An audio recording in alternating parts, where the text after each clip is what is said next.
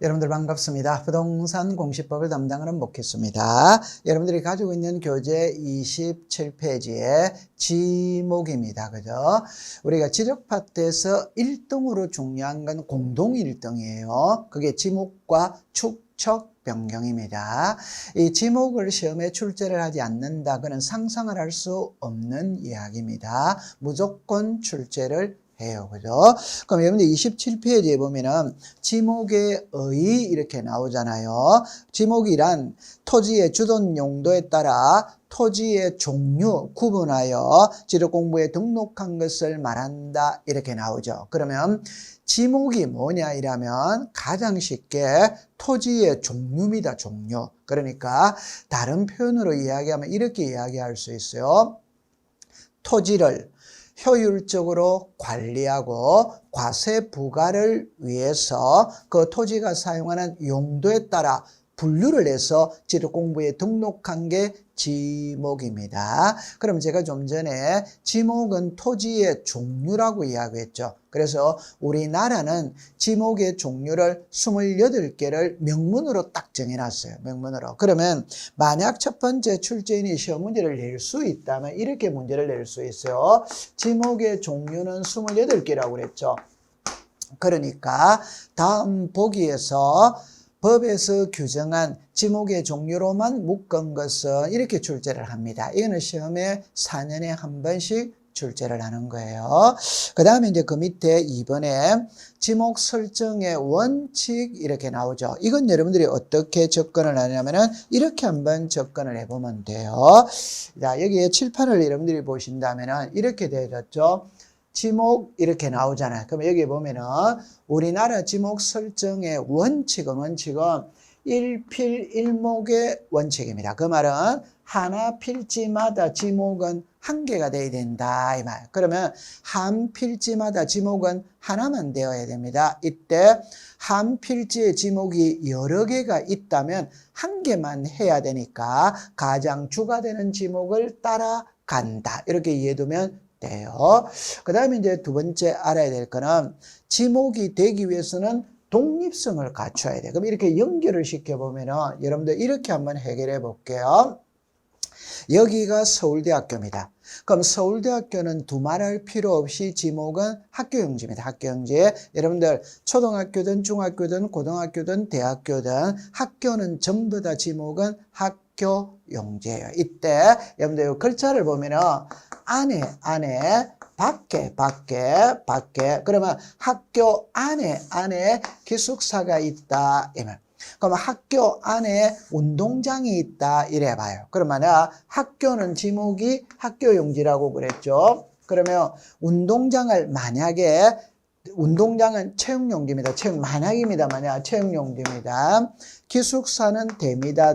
그러면 한 필지 안에 지목이 여러 개가 되잖아요. 그러면 안 된다 이 말입니다. 한 개만 해야 된다 이 말. 그럼 여기는 학교가 주냐 기숙사가 주냐 학교가 주지. 그럼 이거는 종입니다. 종은 주를 따라가는 거예요. 그럼 이거는 학교 안에 기숙사는 대가 아니라 학교용지입니다. 그 다음에 학교 안에 운동장이 있죠. 그럼 여러분들 학교가 주냐 운동장이 주냐 학교가 주지. 그럼 운동장은 종이 되는 거예요. 그럼 이거는 학교를 따라가는 겁니다. 그래서 한 필지 안에 지목이 여러 개가 있다면 한 개만 해야 되니까 가장 주가 되는 지목을 따라간다. 이렇게 하면 돼요. 그 말을 바꾸어서 말하면 학교 안에 기숙사입니다. 그러면 학교 밖에 기숙사가 있어. 그러면 이 밖에 있다는 거는 독립돼 있죠. 독립. 그러면 이거는 독자적인 지목이 대가 됩니다. 학교 안에 기숙사는 독립이 안 돼 있거든. 학교 밖에 기숙사는 독립이 돼 있거든. 그러면 지목이 되기 위해서는 독립성을 갖춰야 지목이 됩니다. 그러면 가장 쉽게 공장 안에 이라면 전부 다 공장용지입니다. 학교 안에 이라면 전부 다 학교용지다 이 말이에요. 그런데 여기에 예외 세 가지가 있다. 그 예외 세 가지는 자 독립성을 갖춰야 독자적인 지목이 되는데 여기서 독립성을 못 갖춰도 독자적인 지목이 되는 세 개가 있는 거예요. 그럼 이 세 개는 암기를 해야 되는 거예요. 그럼 만약 여기가 과수원입니다. 과수원. 그러면 지목은 과수원 용지거든. 그런데 과수원 안에 사람 사는 집이 있는 거라, 과수원 안에. 그러면 이거는 지목이 과수원 용지냐 대냐 이 말이에요. 이때는 이렇게 합니다. 과수원 안에 사람 사는 집은 과수원 용지라고 안 해요. 대입니다. 대. 그럼 이거는 암기를 해야 돼요. 두 번째, 목장용지 이렇게 나와 있죠. 그럼 여러분들 목장용지라면 만약 여기가 목장입니다. 목장. 그러니까 목장이라면 목장 안에 사람 사는 집이 있다. 이 역시 또 우리가 말할 때 안에 있죠. 그럼 독립성을 못 갖췄잖아요. 그럼 이게 목장용지냐 대냐? 대입니다. 대. 그 다음에 묘지죠. 묘지는 공원묘지거든. 그럼 만약에 여기가 공원묘지라면 이 안에 관리사무소가 있잖아요. 그럼 이거는 독립이 안 돼 있죠. 그럼 이건 묘지냐 대냐? 대입니다. 여러분들 묘지는 죽은 자거든. 관리사무소는 산자거든. 죽은 자가 우선이냐 산자가 우선이냐? 산자가 우선이에요. 따라서 과수원 안에 주거용 건축물의 부지는 과수원 용지가 아니라 대. 목장 안에 주거용 건축물의 부지는 목장 용지가 아니라 대. 묘지 안에 관리사무소는 묘지가 아니라 대. 그래서 독립성을 갖춰야 독자적인 지목이 되는데 독립성을 못 갖춰도 독자적인 지목이 되는 세 개. 그럼 이거는 암기를 딱 해두는 거예요. 그 다음에 여러분들 우리가 성인이기 때문에 읽어보면 다 알아요. 자, 우리가 한번 상상을 해볼까요? 창고 용지가 있거든. 그럼 창고는 창고겠지. 도로가 있거든. 그럼 도로는 도로겠지. 주유소 용지가 있거든. 그럼 주유소가 그려지잖아요. 그러니까 누구나 읽어보면 다 알 수 있어요. 그런데 읽다가 다만자가 딱 나오거든. 그러면 여기에 대한 예외가 등장을 하는 거예요. 그러면 다만자가 나오면 앞에 거는 원칙이거든. 뒤에 거는 예외거든. 사회과학의 시험에 출제는 항상 예외를 시험에 내는 거예요. 원칙을 시험에 내는 게 아니에요. 그러니까 다만자가 나오면 뒤에 거는 이해를 하면서 암기를 해 두셔야 돼요. 그래서 이 지목은 있잖아요. 국가가 법으로 딱 정해놨습니다. 이거는 전으로 한다. 이거는 대로 한다. 이런. 그래서 지목을 공부할 때는 자기 생각을 개입시키면 안 됩니다. 그냥 국가가 이건 검은색이다 이러면 그냥 검은색이에요. 왜 흰색인데 검은색 이렇게 하면 안 돼요. 국가가 딱 정해놨거든. 그대로 받아들여야 돼요. 그러면 여러분들이 가지고 있는 교재 28페이지입니다. 자, 위에 갈로 열고 이번에 지목의 구분 이렇게 나오죠. 반갈로 1전 이렇게 나오잖아요. 그럼 여러분들 여기서 이렇게 해볼게요. 이렇게 해가지고 전 이렇게 나오죠. 그러면 요 앞에 있는 이 번호를 코드 번호라고 불러요.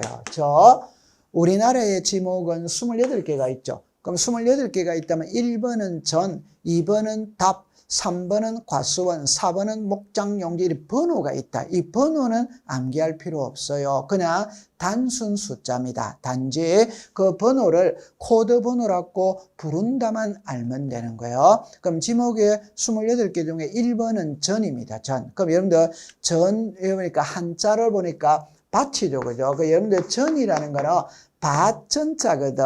그러면 그냥 밭이라고 하면 알아듣기가 쉬운데 한자를 써서 그래요. 밭전입니다. 밭입니다. 밭. 그러면 여러분 첫째 줄에 갑니다. 물을 상시적으로 이용하지 않고. 여러분들 밭농사가 있고 논농사가 있죠. 밭농사는 물을 많이 필요로 하지 않아요. 그래서 물을 상시적으로 이용하지 않고 각종의 작물을 재배하는 것은 전입니다. 전. 자, 근데 2번을 보세요. 답, 이래 나오죠. 그게 논답자입니다. 그럼 논답자니까 그냥 우리말로 말하면 지목은 논입니다. 논. 근데 한자를 써서 그래요. 그러면 밭하고 논의 차이가 뭐냐? 그럼 물입니다. 물. 물을 상시적으로 직접 이용하여 이라면 논. 답입니다. 답. 물을 상시적으로 직접 이용하지 않고 이라면 전이에요. 전. 그래서 2번에 보니까 물을 상시적으로 직접 이용하여 벼, 연, 미나리, 왕골 등의 식물을 주로 재배하는 토지는 답으로 한다. 이렇게 된 거예요. 자, 그 다음에 이제 3번에 과수원입니다. 여러분들 첫 번째 보니까 사과, 배, 밤, 호도, 귤나무 등을 집단적으로 재배하는 토지는 과수원이다. 그건 당연한 거잖아요. 근데 이번에 보니까 다만 주거용 건축물의 부지는 대. 그래서 과수원 안에 주거용 건축물의 부지는 뭘 한다? 대. 이렇게 딱 정리하면 돼요. 그 다음에 이제 4번에 목장용지입니다. 목장은 가축을 기르는 곳이 목장용지다. 우리가 아기를 키우다 보면은 대관령 목장, 양떼 목장의 현장 학습을 가잖아요. 그죠? 그 대관령 목장이 목장용지예요. 근데 이번에 보니까 다만 주거용 건축물의 부지는 뭘 한다? 대. 그래서 목장 안에 주거용 건축물의 부지는 뭘 한다? 대. 그렇게 기억해두면 돼요. 자, 그 다음에 5번에 임야입니다. 임야. 산림 및 원야를 이루고 있는 수림지, 중림지, 암석지, 자갈땅, 모래땅, 섭지, 황무지의 지목은 임야입니다. 그럼 여러분들 임야 옆에다가 잡종지라고 쓰고 X라고 했어요. 항상 출제 이유는 임야인데 잡종지라고 쓰더라고요. 잡종지 임야입니다. 그럼 첫째 줄을 다시 가면 산림 및 원야 이런 거죠. 원야라는 거는 허허벌판을 말하는 거예요. 허허벌판. 그러니까 산림은 숲이 우거진 산을 말하지. 그러면 숲이 우거진 산도 임야고 허허벌판도 임야라. 국가가 그렇게 정해놓은 거예요. 그럼 예를 들어 보세요. 자갈땅, 모래땅, 섭지, 황무지잖아요. 황무지는 아무것도 없는 거죠. 그게 허허벌판이에요. 그것도 전부 다 임야로 보는 겁니다. 결론은 숲이 우거져도 임야, 허허벌판도 임야. 그렇게 보면 돼요. 그럼 항상 문제는 임야인데 잡종지라고 써서 틀리게 만드는 겁니다. 그 다음에 이제 6번에 광천지. 거기다가 별표 하나를 하세요. 지목에서 제일 중요한 게 광천지입니다. 그럼 이 광천지는 첫째 줄에 보세요. 1. 지하에서 온수, 석유 등의 용출에다가 밑줄을 꺼세요. 그러면 광천지입니다.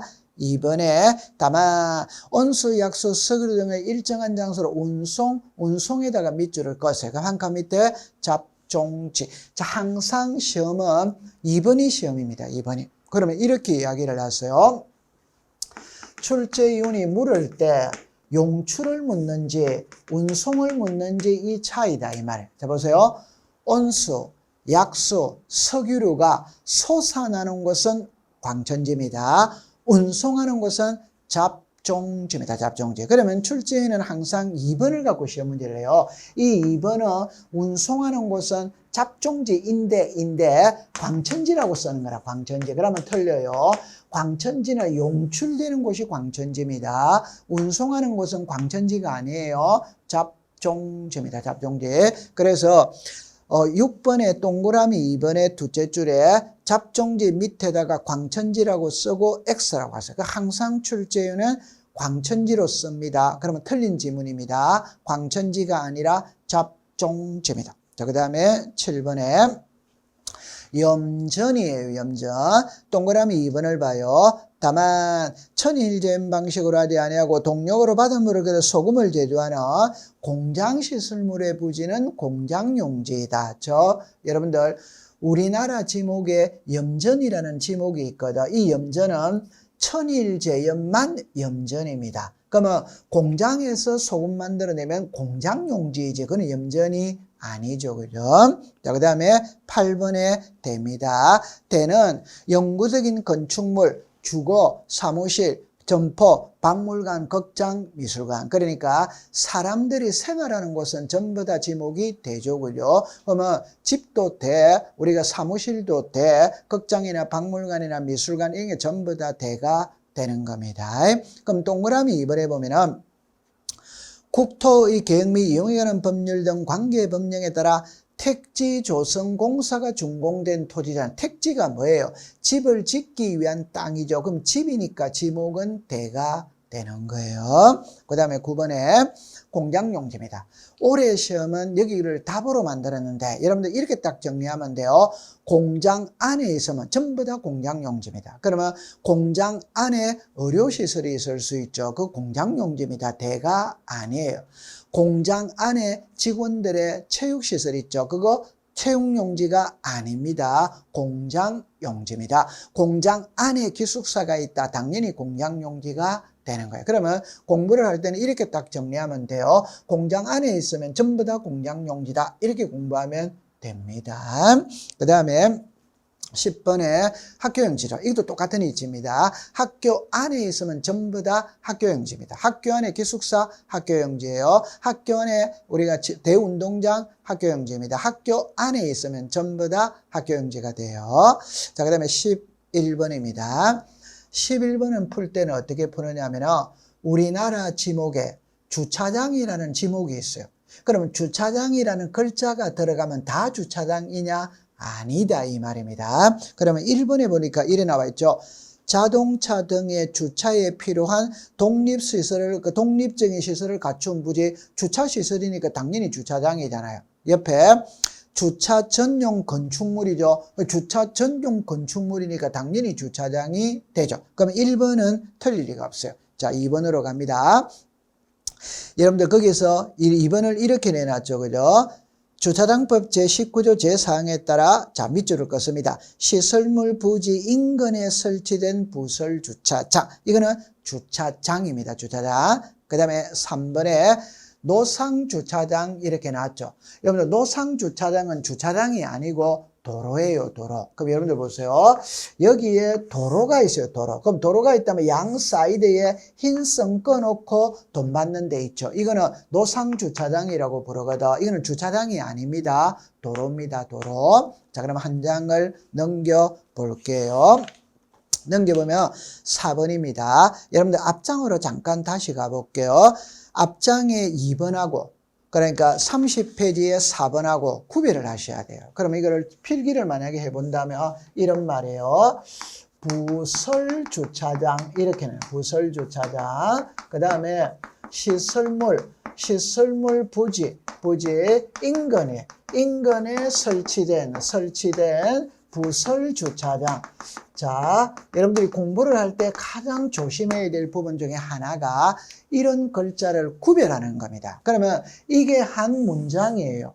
이게 한 문장입니다. 이게 한 문장. 글자가 틀리는 거예요. 여기를 잘라버리면 안 되는 겁니다. 그럼 예를 들어 보면 만약에 여기가 가든이 있어요.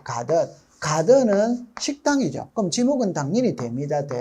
그런데 이 가든에 주차장이 딸려 있잖아요. 이게 정답입니다. 부설주차장입니다. 그럼 여러분들 부설이라는 말은 주냐 종이냐 이런 게 있잖아요. 서울교육대학교 부속초등학교, 서울교육대학교 병설유치원, 부속초등학교 병설유치원 그런 거는 종이죠. 종은 줄을 따라가는 거예요. 그러면 여기는 가든에 딸려있는 주차장이 있죠. 이게 바로 부설주차장입니다. 이거는 주차장이 아니에요. 그냥 됩니다.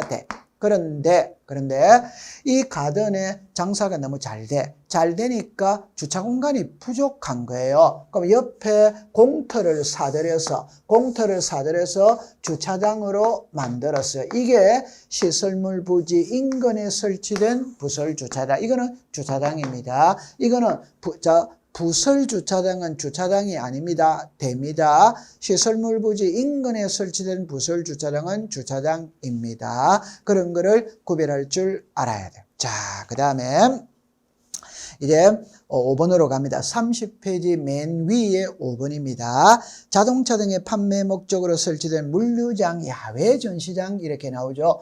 우리나라는 수출을 많이 하잖아요. 그럼 배에다가 자동차를 선적하기 위해서 자동차를 임시로 보관하는 데 이쪽이 물류장 야외 전시장입니다. 그거는 잡종지입니다. 잡종지. 자, 그 다음에 주유소 용지예요. 여기서 키는 이겁니다. 주유소 이러면 석유를 판매하는 곳은 주유소지. 그러니까 우리는 석유차가 있죠. 가스차도 있잖아요. 전기차도 있잖아요. 수소차도 있잖아요. 그러면 석유든 가스든 전기든 수소든 판매하는 곳은 전부 다 주유소 용지입니다. 주유소 용지. 그럼 첫째 줄에 가보면 이렇게 나와 있죠. 1. 석유, 석유 제품, 액화석유, 가스, 전기, 수도, 수소 등의 판매 이러니까 주유소 용지지. 근데 2번에 보면은 저유소와 원유 저장소 이래 놨죠. 결론은 기름을 판매하는 곳은 당연히 주유소 용지지. 기름을 판매하기 위해서 저장해 놓는 곳도 주유소 용지예요. 저장해 놓는 곳도. 그래서 원유 저장소는 주유소 용지입니다. 그 다음에 3번. 다만 자동차 선박 기성의 제작도는 정비 공장 안에, 여러분들 공장 안에 송유 시설이 있다. 그건 공장 안에 있으니까 주유소 용지가 아니죠. 공장 용지죠. 그죠? 그렇게 받아들이세요. 자, 그 다음에 13번에 창고 용지입니다. 그럼 말 그대로 창고는 창고죠. 근데 여기서 하나 조심할 때 공장 안에 창고가 있다면 창고 용지가 아니지. 공장 용지죠. 지목이 되기 위해서는 독립성을 갖춰야 돼요. 공장 밖에 우리가 영동고속도로를 가면 양 사이드에 여주 이천을 지나잖아요. 그 물류 창고들이 많죠. 그게 바로 창고 용지예요. 그 다음에 14번에 도로입니다. 도로. 여기서 여러분들이 이렇게 정리를 해봅니다. 크게 사람이 가는 길, 이걸 보행이라고 그러죠. 자동차가 가는 길, 이걸 도로라고 그러죠. 그러면 보행, 사람이 가는 길도 도로입니다. 자동차가 가는 길도 도로입니다. 그런데 기차가 가는 길이 있죠. 이거는 철도용지예요. 우리나라에는 철도용지라는 지목이 별도로 있어. 그래서 사람이 가는 길은 도로, 자동차가 가는 길은 도로, 철도가 가는 길은 철도용지. 그럼 첫 번째 보면 이렇게 내놨죠. 다음의 토지는 도로란다. 다만 아파트, 공장 등 일정한 단지 안에 설치된 통로는 도로에서 제외한다. 여러분들 잠깐만. 여러분들 우리가 이런 게 있죠. 아파트가 그러면 여기에 이제 1동이 있다. 그럼 여기에 이제 2동이 있다. 이렇게 되겠죠. 그럼 이게 1동과 2동이고 통로 있잖아요. 통로. 그럼 이거는 도로냐 대냐 이 말입니다. 아파트 안에 통로는 당연히 도로죠. 대조대. 별도로 도로가 아니에요. 도로라는 거는 말 그대로 자동차가 쌩쌩 다니는 길이 도로이지. 아파트 안에 통로, 공장 안에 통로는 아파트 안에 통로는 대, 공장 안에 통로는 공장용지. 그렇게 되는 거예요. 그래서 거기 보니까 이렇게 내도 제외한다. 그럼 이제 갈로 안에 들어갑니다. 1번은 공부할 필요가 없죠. 그럼 1번 해볼게요. 일반 공중의 교통 운수를 위하여 밑줄을 긋습니다. 보행. 줄 긋습니다. 차량 운행. 그러니까 사람이 가는 길, 자동차가 가는 길, 도로다 이 말. 자, 근데 2번에 도로, 2번은 건들 게 없네요. 도로법에 따라 관계법령에 따라 도로로 개설된 토지니까 당연히 도로이고, 세 번째 번이면 고속도로 휴게소가 나오죠. 이 고속도로 휴게소의 지목은 도로냐 대냐? 도로죠. 도로. 왜? 여러분들 이거잖아요. 여기에 고속도로가 있다. 그럼 이게 도로지 도로. 그런데 우리가 자동차를 운전하다가 화장실을 가야 되겠다. 우동을 한 그릇 해야 되겠다. 그때 휴게소를 들리잖아요. 그럼 이 휴게소는 도로에 딸려 있는 겁니다. 그럼 이게 이게 종입니다. 그럼 이 고속도로 휴게소의 부지는 도로가 되는 거예요. 그 다음에 4번에 2필지 이상에 진입되는 통로. 그럼 도로라고 하기 위해서는 최소한 2필지 이상에는 통행으로 이용이 되어야 된다. 그렇게 해두면 돼요. 그럼 15번에 철도용지입니다. 철도용지 보면 교통 운수를 위하여 일정한 궤도 일이 나오죠. 그 일정한 궤도가 선로를 말하는 거예요. 기차 가는 선로 있죠. 그 선로가 도로입니다. 이 기차 가는 선로 있잖아요. 이 기차 가는 선로. 이게 도로죠. 철도용지, 철도용지. 자동차가 가면 도로, 기차가 가면 철도용지. 그렇게 이해두면 돼요. 그 다음에 16번에 제방이죠. 여러분들 보니까 조수, 자연의 유수, 모래, 바람 등을 막기 위해 설치된 방조제, 방사제, 방파제 이런 거 나오죠. 그거는 당연히 제방이지. 제방. 자, 그 다음에 17번입니다. 이 17번에서는 뭐를 구별하느냐면 하천하고 국어를 구별할 줄 알아야 돼요. 그러면 하천에 보이세요. 자연의 유수가 있거나 있을 것으로 예상되는 토지는 하천이죠. 국어입니다. 국어. 국어 옆에 또랑이라고 나오죠. 그 또랑이 농수로 됩니다. 농수로. 그러면 동그라미 2번을 먼저 볼게요. 자연의 유수가 있거나 있을 것으로 예상되는 소규모 수로부지. 그 결론은 하천하고 국어의 차이가 뭐냐? 그거는 규모를 갖고 따지는 규모. 그럼 여러분들 이 그림을 보면 답이 나오는 거예요. 여기 보세요. 이거는 하천이지.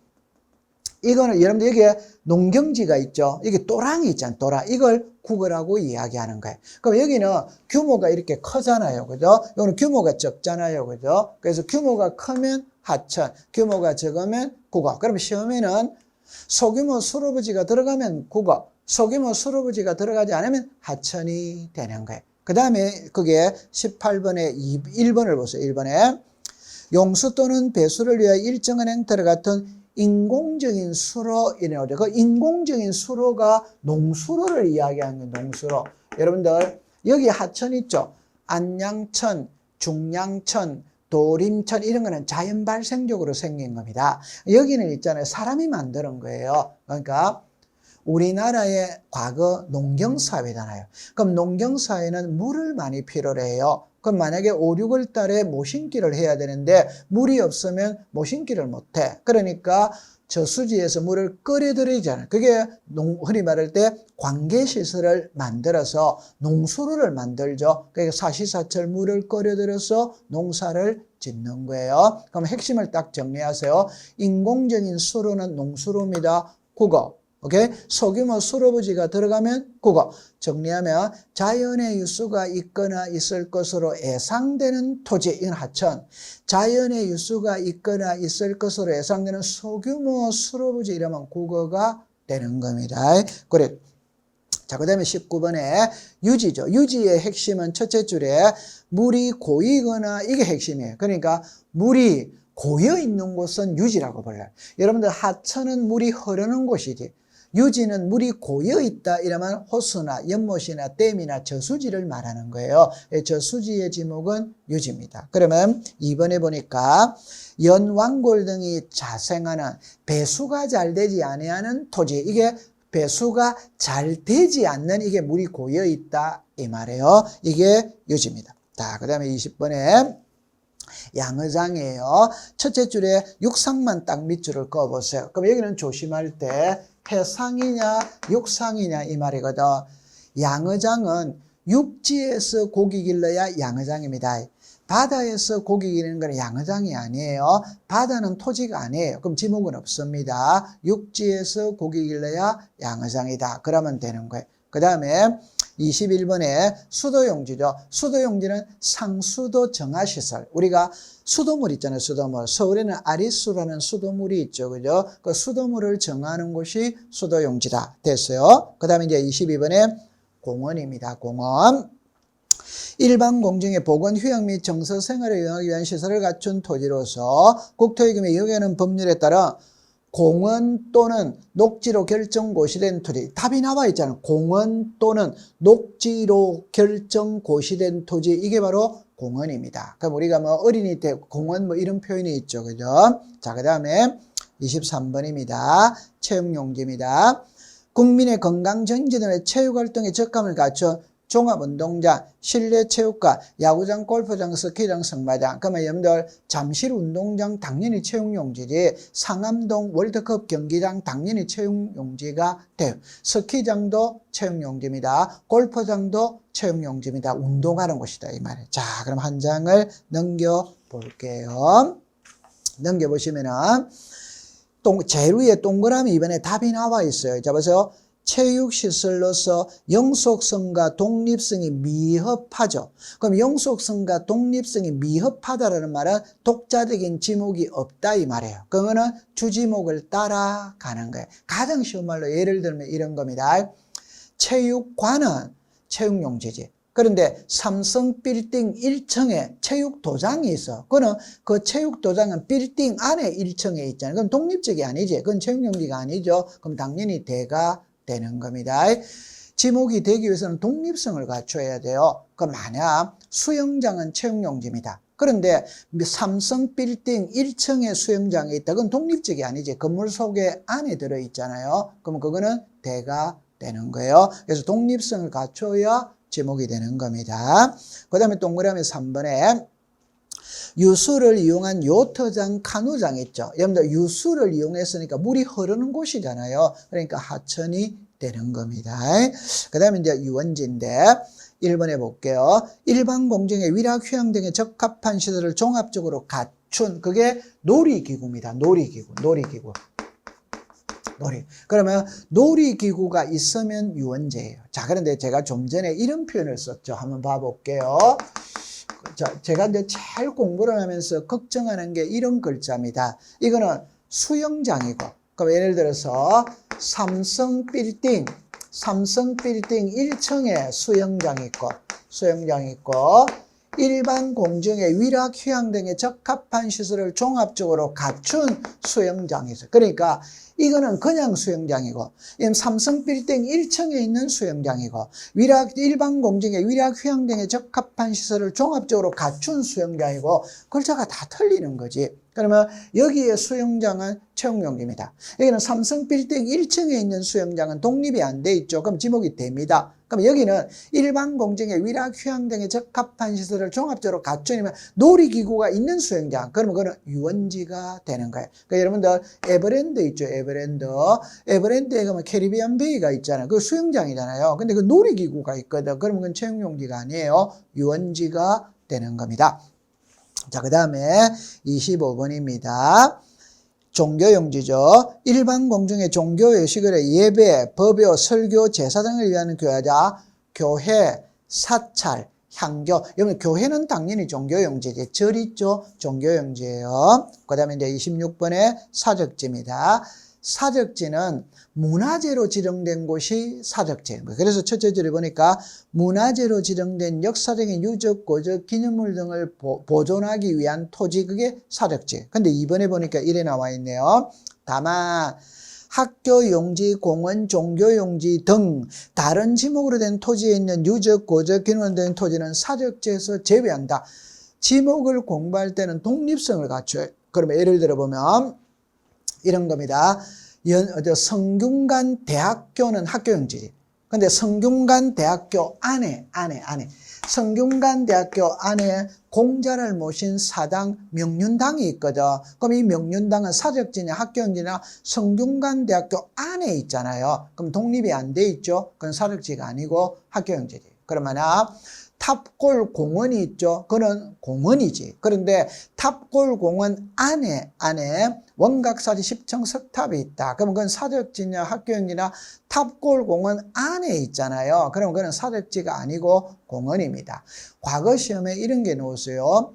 속리산 법주사 경내에 보물, 쌍사자석 등의 지목이 뭐냐 이게 시험에 나온 거예요. 법주사 안에 있잖아요. 그러면 그건 사적지가 아니고 종교용지가 되는 겁니다. 올해는 이걸 지문으로 띄웠더라고요. 자, 그 다음에 27번에 묘지입니다. 1번은 사람의 시체나 유골이 매장된 토지, 이게 무덤이에요. 무덤. 묘지죠. 2번에는 도시공원 및 녹지에 따라 묘지공원이잖아요. 묘지공원을 거꾸로 읽으면 공원묘지죠. 공원묘지. 공원묘지는 당연히 묘지죠. 묘지. 그 다음에 3번에 장사 등에 따른 봉안시설이죠. 봉안시설은 납골당을 말하는 거예요. 납골당 당연히 묘지입니다. 묘지. 4번에 다만 묘지 관리를 위한 건축물의 부지는 그래서 과수원안에 주거용 건축물, 목장안에 주거용 건축물, 여기 있는 묘지 안에 관리사무소 있죠. 그죠? 그건 독자적으로 대로한다. 그걸 기억해 두면 돼요. 자, 그 다음에 28번에 잡종지입니다. 다음의 토지는 잡종지는 다만 원상회복 조건으로 돌캐내고 흙파내는 것들은 임야로 한다. 여기도 역시 여러분들 이렇게 풀어야 돼요. 어떻게 푸느냐? 자, 이렇게 합니다. 자, 예를 들어서 돌을 캐내는 곳, 흙을 파내는 곳. 그럼 여기에 원상회복 조건으로 돌 캐내고 흙 파내고 표현이 다르죠. 그냥 돌 캐내고 흙 파내면 잡종지입니다. 잡종지. 원상회복 조건으로 돌 캐내고 흙 파내면 임야입니다. 임야. 자, 예를 들어 볼게요. 여기에 산이 있어요. 그러면 지목은 임야죠. 그런데 돌을 캐내고 흙을 파낸다는 것은 채석장이에요. 채석장. 그럼 이 돌을 캐내는 거예요. 그럼 이거는 잡종지입니다. 그런데 원상회복 조건이라는 말은 돌을 캐내고 흙을 파내고 난 다음에 다시 원상으로 메꾸겠다는 거예요. 그러니까 원상으로 돌아갔죠. 그럼 지목은 임야가 되는 겁니다. 그러면 이제 여러분들 33페이지 제일 위에 가면 갈대밭, 시래에 물건을 쌓아두는 곳, 돌을 캐내고 흙을 파내는 곳, 야외시장, 이게 잡종지입니다. 변전소, 송신소, 수신소 잡종지예요. 여객 자동차 터미널, 자동차 운전학원도 잡종지입니다. 공항시설, 항만시설. 그럼 인천공항은 잡종지입니다. 김포공항은 잡종지입니다. 공항은 잡종지입니다. 항만시설 잡종지예요. 그 다음에 5번에 도축장, 쓰레기 처리장, 오물 처리장 이거 잡종지예요. 자, 이렇게 생각을 해볼게요. 우리나라의 지목은 28개입니다. 그럼 일단 27개를 정하는 거예요. 그러면 27개를 정해가 끼워 맞추겠죠. 끼워 맞추고 그 27개 속에 안 속하는 거는 몽땅 묶어서 잡종지로 부른다. 그러면 이 잡종지는 암기를 하셔야 돼요. 자동차 운전학원 잡종지입니다. 비행장이 잡종지예요. 항만시설 잡종지예요. 그렇게 해두면 돼요. 자, 그러면 이제 한 장을 넘겨보시면 제일 위에 지목의 표기 방법이라는 게 나와요. 그럼 첫째 줄에 가볼게요. 1번입니다. 밑줄을 긋습니다. 토지대장, 임야대장. 지목을 등록할 때는 밑줄을 긋습니다. 코드번호와 정식 명칭. 자, 그 다음에 2번입니다. 지적도면 밑줄을 꺼세요. 지적도면에 지목을 등록할 때는 부호 밑줄을 꺼세요. 부호로 표기한다. 두 문자가 적용되는 것은 24개이지만 차문자가 적용되는 건 4개. 그 4개에다가 자, 주차장에 차에다가 동그라미 치세요. 니은에 공장용지 장에다가 동그라미 치세요. 하천 천에다가 동그라미 치세요. 유원지 원에다가 동그라미를 치는 겁니다. 자, 이걸 어떻게 접근을 하느냐 하면 이렇게 접근을 한번 해볼게요. 먼저 여러분들이 합니다. 지금 현재 우리가 배우는 거는 지목을 배우고 있어요. 그럼 이 지목은 등록을 할 때 어디에 등록을 하냐면 토지대장, 임야대장, 도면에 등록을 해요. 그러면 공유지 연명부나 대리권 등록부나 경계청 자폐등록부에는 지목을 등록하지 않습니다. 지목은 토지대장, 임야대장, 도면에 등록을 해요. 그럼 이 말을 달리 말하면 여기가 서울대학교거든. 그럼 서울대학교도 학교용지죠. 토지입니다. 토지이니까 서울대학교에 토지대장이 있다 이 말이야. 서울대학교에 도면이 있다 이 말. 그러면 서울대학교 토지대장의 지목을 등록할 때는 이렇게 나왔죠. 코드번호와 정식명칭. 요 10번 있죠. 이게 코드번호입니다. 학교용지 이게 정식명칭이에요. 그럼 여러분들 그냥 쉽게 서울특별시가 있고 서울시가 있지. 여러분 법을 공부할 때는 항상 정식 글자를 써야 됩니다. 대한민국이 정식 글자입니다. 한국이 정식 글자가 아니에요. 서울특별시가 정식 글자입니다. 서울시가 정식 글자가 아니에요. 전라북도가 정식 글자입니다. 전북은 정식 글자가 아니에요. 그러니까 토지대장에 지목을 등록할 때는 코드 번호와 정식 명칭으로 등록을 한다. 그런데 도면에는 여기에 여러분들이 있잖아요. 학교 용지에 요 학자만 딱 가져와가 여기다가 쓴다 이 말이에요. 이걸 부호라고 이야기하는 거예요. 그럼 여기서 이제 나오는 글자가 두 문자가 있고 차문자가 있거든. 두 문자는 첫째 글자를 쓴다. 그럼 여기서 학을 이게 첫째 글자잖아요. 요게 학이잖아요. 그럼 이 첫째 글자를 쓰는 거는 24개예요. 그럼 이거는 공부할 필요가 없죠. 그럼 요 차문자는 차남을 말하는 거라 둘째 글자를 쓰는 게 4개입니다. 4개요. 자, 그럼 이걸 어떻게 정리를 하냐면 이렇게 정리를 해볼게요. 우리나라 지목에 자 이렇게 합니다. 주차장이 있어요. 자, 그 다음에 공장용지가 있어요. 그 다음에 하천이 있어요. 하천. 유원지가 있어요. 유원지가 있어요. 그럼 이 4개는 둘째 글자, 차문자를 쓴다는 게 이거를 쓴다면 이거를. 그럼 왜 이렇게 쓸 수밖에 없느냐 할 때 우리나라 지목에 주유소 용지라는 게 있어요. 그럼 주유소 용지에서 주자를 썼거든. 그럼 주차장에서 또 주자를 못 쓰는 거예요. 중복이 되기 때문에. 그 다음에 우리나라 지목에 공원이라는 지목이 있어요. 거기서 공자를 썼는 거라. 그러면 또 여기서 공장 용지에서 공을 못 쓰는 거예요. 그래서 여기는 장이라고 쓰는 거예요. 자, 그 다음에 우리나라 지목에 학교용지라는 게 있거든. 학교용지.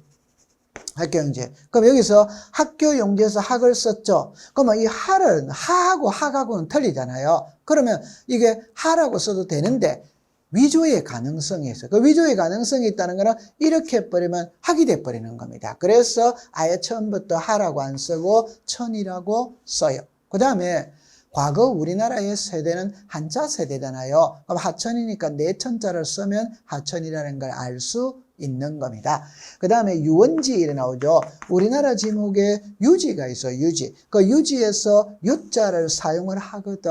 그럼 유원지에서 또 유자를 사용할 수가 없어요. 그래서 원자를 사용하는 거예요. 그러면 정리를 딱 할 때 지목은 토지대장 임야대장에 지목을 등록할 때는 코드 번호와 정식 명칭으로 등록을 하고, 도면에는 지목을 등록할 때는 더문다는 부호로서 등록한다. 이때 첫째 글자를 쓰는 거는 24개, 둘째 글자를 쓰는 거는 4개. 그러면 24개는 암기할 필요 없죠. 둘째 글자 쓰는 4개만 딱 기억하면 됩니다. 주차장, 공장용지, 하천, 유원지. 그래서 차, 장, 천, 원. 이렇게 차장, 천은 이렇게 딱 기억해두면 돼요. 그래서 여러분들이 가지고 있는 교재 34페이지에 동그라미 2번에 둘째 줄에 기억, 주차장은 차, 공장, 니은에 공장용지는 장, 디귿의 하천은 우리 천, 리을의 유원지는 원. 그렇게 딱 기억해두면 됩니다. 여러분들 이걸 어렵게 한번 내보면 이렇게 내봐요. 자, 보세요. 지목은 토지대장의 지목을 등록할 때는 코드번호와 정식명칭이라면 맞죠? 그럼 이걸 만약에 틀리게 한다면 경계점 자료등록부에 등록하는 지목은 코드번호와 정식명칭 틀렸죠? 왜? 경계점 자료등록부에는 지목을 등록 안 한다 이 말입니다. 지목은 토지대장, 임야대장, 도면에만 등록을 해요. 다른 데는 지목을 등록하지 않아요. 이걸 꼭 기억해둬요. 그래서 지금까지 우리가 공시법에서 지적법 파트에서 제일 중요하다는 지목을 공부를 한 겁니다. 그 다음에 이제 들어가는 거는 이제 경계예요. 그죠? 이 경계는 물론 34에는 당연히 출제를 했습니다. 그러니까 이렇게 생각하면 3년에 2번 나온다. 이렇게 생각하면 돼요. 면적은 3년에 1번 정도 나와요. 근데 경계는 3년에 2번이 나와요. 그러니까 면적보다는 경계가 중요하고 경계보다는 지목이 더 중요하고 이렇게 하면 됩니다. 자, 여러분들이 지목은 토지대장과 도면에 등록을 한다고 그랬죠. 이걸 그림으로 여러분들이 한번 본다면 이렇게 보시면 돼요. 이게 토지대장이잖아요. 그럼 여기 지목이 나오잖아요. 맞죠? 그 10번이 코드번호고 학교 용지가 정식 명칭이에요. 그럼 이걸 문자로 만들 때는 이렇게 만듭니다. 토지대장에 지목을 등록할 때에는 코드 번호와 정식 명칭으로 등록한다. 이렇게 정리하면 돼. 그럼 여기서 이제 도면 있죠. 도면 보면 여기에 보면 차, 장, 천, 원 이렇게 나와 있죠. 이게 지목입니다. 지목. 그럼 여기를 보면 여기는 주, 공, 학, 유라고 나와 있죠. 그럼 여기서 주는 주유소 용지입니다. 그럼 여기는 차라고 나와 있다면 주차장이 되는 겁니다. 여기 공으로 나와 있죠. 그럼 이거는 공원이 되는 거예요. 여기는 장으로 나와 있죠. 이러면 이는 공장 용지가 되는 겁니다. 여기 학이라고 나와 있죠. 이게 학교 용지죠. 그죠? 여기는 천이라고 나왔으니까 하천입니다. 여기 유죠. 그럼 이거는 유지죠. 유지. 여기는 원이죠. 그럼 이거는 유원지가 되는 거예요. 그럼 이거를 도면에는 지목을 부호로서 표기한, 이걸 부호라고 불러요. 부호. 도면에는 지목을 부호로서 표기를 하고, 토지 대장에는 지목을 코드번호와 정식 명칭으로 등록한다. 이렇게 정리를 해두면 되는 겁니다. 자, 지금까지 우리가 지목을 공부를 했어요. 그럼 잠시 쉬었다가 경계를 공부해 보도록 하죠. 고생했습니다.